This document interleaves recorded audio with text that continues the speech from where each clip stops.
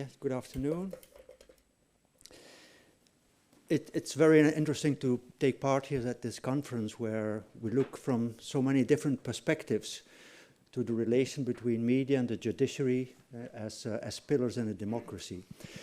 I will add the perspective of the Strasbourg case law on this issue, and by referring to some of the most basic principles that European Court has developed in its case law, I would like to draw conclusions and some recommendations. We start where it began, with the case law in 1979, a groundbreaking judgment in which the Strasbourg court on the continent in Europe disagreed with the respectable judges and courts in the United Kingdom on a typical issue in the United Kingdom, contempt of court, because Sunday Times had an injunction to continue publishing and reporting about a very important pending court case in the United Kingdom. And the Strasbourg court, to say, overruled that injunction, found that it was a violation of Article 10 with the words that courts cannot operate in a vacuum, and the press has also the right to take part in the discussions which are held before the courts.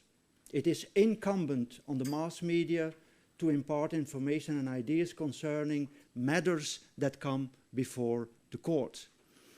There was a disclaimer, of course, that the mass media must not overstep certain bounds, but with a very slim majority at that time, because it was groundbreaking, 11-9, judges, small majority, found that the freedom of expression of the media in court reporting should prevail over the sub judice principle and the application of the contempt of court in the UK.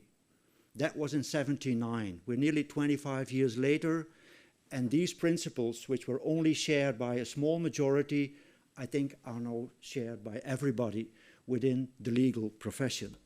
Just to say that we have a development there.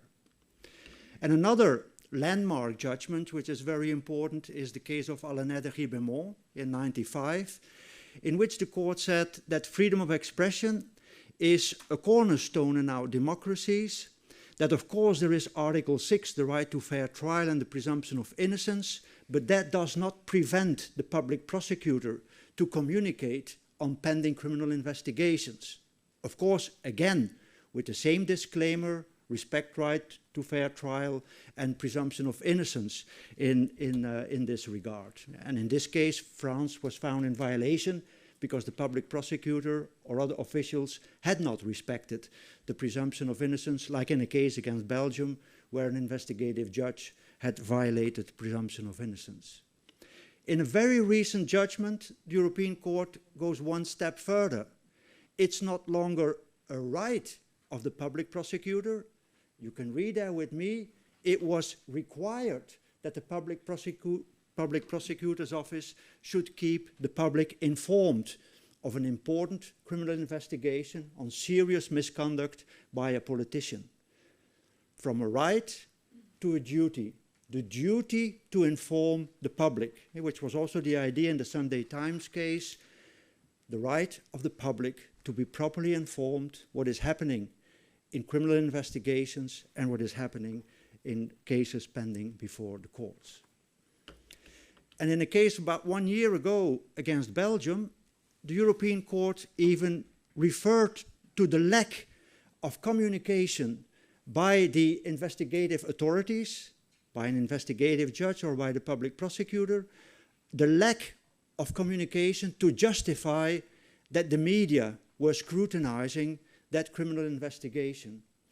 The RTBF, the public broadcaster in the French community, had some news items and a special investigative report on an investigation against a couple who was allegedly involved in sexual exploitation of girls and young women.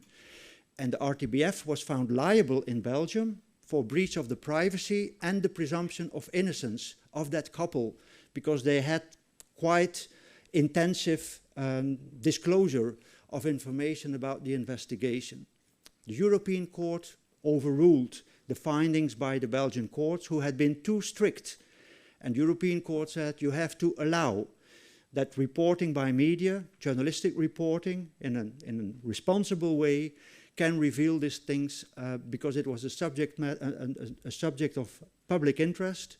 And what is also interesting is that there's not only the right to scrutiny over the functioning of the criminal investigation, criminal justice system, but it could also have alerted potential victims and the danger for young girls who were associated with the activities of the couple under investigation. So I think it's an interesting case on a violation of Article 10 in the case of court reporting. When we look at more cases at the Strasbourg court, what do we see? That the court has never found a violation of Article 6, right to fair trial or presumption of innocence, against media, against journalists. It's always against the authorities, the police, public prosecutor, investigative judge, interim court decisions, Minister of Justice or other public officials who have not respected the right to fair trial. It's also something where Nicola this morning referred to.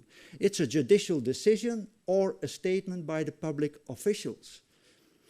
And in the judgment that I have just referred to, the court even made more explicit that Article 6 is not directly applicable to private persons, to media or journalists. It's something which is binding and very strict to be respected by authorities, but not by the media, not by journalists, because they have another framework, and that framework has been developed in a landmark judgment by the Grand Chamber in 2012 in the case of Axel Springer versus Germany, which is, I think, a leading case still, because the case law is built ever since on that judgment with regard to court reporting and reporting on legal matters.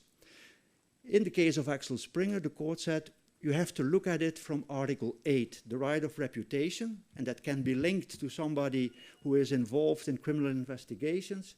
And you need to apply these 6 criteria as guiding principles for the domestic courts. You see there, and you know probably the 6 criteria.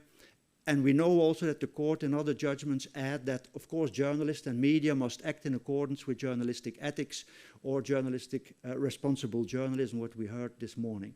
So this is very important, not only to look at one aspect of damage of reputation or presumption of innocence. You need to look at a whole set of criteria in a balancing exercise before you know what should prevail, Article 8 or Article 10.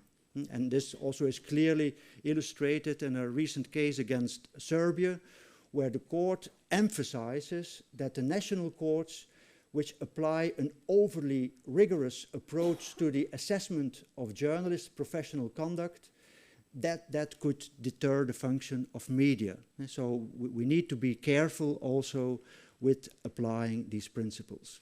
Even a virulent press campaign does not necessarily breach the right to fair trial that we can read in a judgment against Lithuania of 2020. It can, but it's not necessarily because it's an intensive adverse publicity. It's not because it's a virulent press campaign that is considered by the defendant or the lawyers as an infringement of fair trial principle. You need to look at some other criteria where the court is looking at. Allow criticism of the judiciary is another strong statement that the European Court has made at several occasions. Nicola also has referred to it. We can see it in the case of Yeremenko, and we can see it in the case of Maurice, which was an interview in Le Monde by a lawyer where the court said that criticism can help, it can be beneficial, constructive criticism for the judiciary. So instead of secrecy, I think we need more transparency. Open justice principle is implemented by media coverage. The judiciary, I heard this morning, is communicating through the media to the public. An active policy is needed by public prosecutors, regular press briefings, documents immediately available, active policy, professional policy of communication about cases certainly of public interest. With regard to the courts, Judgments must be immediately available, I would say online with good summary, something we heard also this morning as recommendations, with facilities for the media and journalists, with good spokespersons to explain. A need of a better understanding of each other's functioning and importance in a democracy under the rule of law can further be trained in all kinds of programs. And more awareness is also needed and application at the field of media and journalists with regard to codes of journalistic ethics and the self-regulatory press councils, which very often in their codes have specific rules on court and crime reporting. To end my presentation, I would like to have a message to the judiciary in their relation to media and journalists. And that is with regarding to strategic litigation against public participation. This week, actually yesterday, a panel in Strasbourg has approved a draft recommendation that soon will be approved by the Committee of Ministers to combat SLAPPs, the abuse of litigation, mostly against journalists and media. And 2 days ago, the trilogue at the level of the EU, between Parliament, Council and Commission, has come to a consensus for a directive against abusive litigation against public participation. SLAPPs are an abuse of the judiciary as well. They're an abuse of the judiciary, and they try to silence or intimidate the participation in public debate by media, journalists, NGOs, and academics. And specifically, they try to intimidate journalists, investigative journalists, who are reporting on corruption, fraud, misconduct by politicians and important economic and financial actors. And that is precisely the information we need in our democracies to fight corruption, fraud, and misconduct. And it's not just a group of NGOs that is advocating against SLAPPs. Also the European Court of Human Rights, in a judgment of 2020, has made clear that the abuse of litigation to stifle public participation is, I quote, a risk for democracy. So I think here there's a role for judges and courts to dismiss such cases in an early stage or as fast as possible in accelerated proceedings, and to sanction those who are initiating abusive or vexatious litigation against journalists and media reporting on issues of public interest. And I think there's also a role of lawyers, as legal professionals here in the room, to refuse to initiate SLAPPs. And maybe we can come back later in the discussions. To close, some takeaways.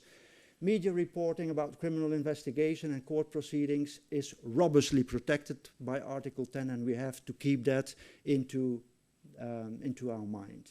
It does not, as such, violate the right to a fair trial as protected by Article 6, although I very hear that discourse by criminal defense lawyers, and it's absolutely not the case. The presumption of innocence is imposed on the authorities and is something different to be applied and interpreted by the media and the journalist. And the domestic courts should balance in an accurate and pertinent way Article 8 and 10 in such cases of court reporting, applying the 6 criteria. I see many judgments by the Strasbourg Court of the last months where an insufficient application of the 6 criteria automatically leads to the finding of a violation of Article 10. So there is a task, I think, for the domestic courts to apply better the case law of the European Court. To end, sometimes it is said that the media and the judiciary are des frères ennemis in French, frenemies. They are friends and enemies. I think they are neither friends, neither brothers, neither sisters, and neither enemies. And they are both, I heard this morning the word allies. And allies do not always need to agree, but they are allies, they are pillars in a democracy under the rule of law. So let's learn from each other and support each other. Thank you.